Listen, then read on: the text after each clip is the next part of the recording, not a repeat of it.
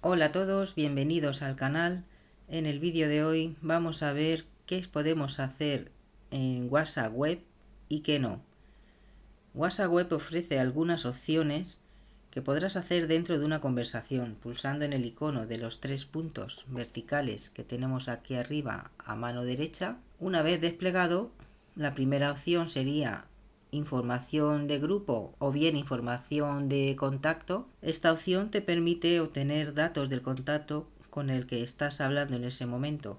Podrás ver su foto de perfil, última hora de conexión, si la tiene activada, y los archivos que te han enviado. También podrás ver el número de teléfono y su estado, y los grupos en común donde está contigo.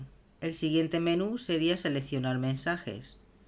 Esta opción permite básicamente seleccionar varios mensajes del chat con esa persona por si quieres luego marcarlos como destacados, para no perderlos, eliminarlos para ti y también para el contacto o incluso reenviarlos a otros contactos. Silenciar notificaciones. En este apartado te dará a escoger si quieres silenciar a esa persona durante 8 horas, una semana o para siempre.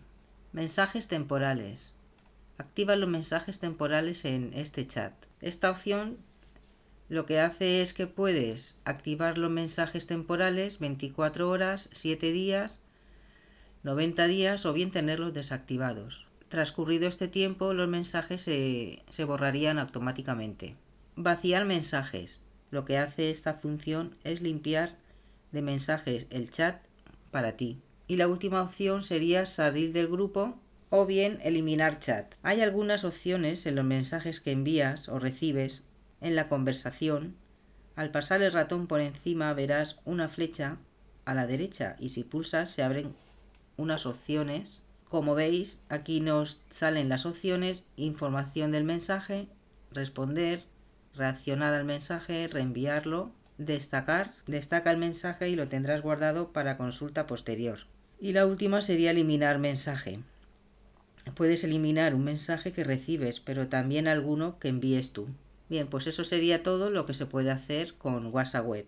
¿Qué es lo que no puedes hacer en WhatsApp Web? Pues no puedes hacer ni llamadas ni videollamadas a tus contactos, ni tampoco recibirlas. Y eso ha sido todo por el vídeo de hoy. Si os ha ayudado el vídeo, darle a like, suscribiros para no perderos ningún contenido y nos estamos viendo en próximos vídeos. Muchas gracias y saludos.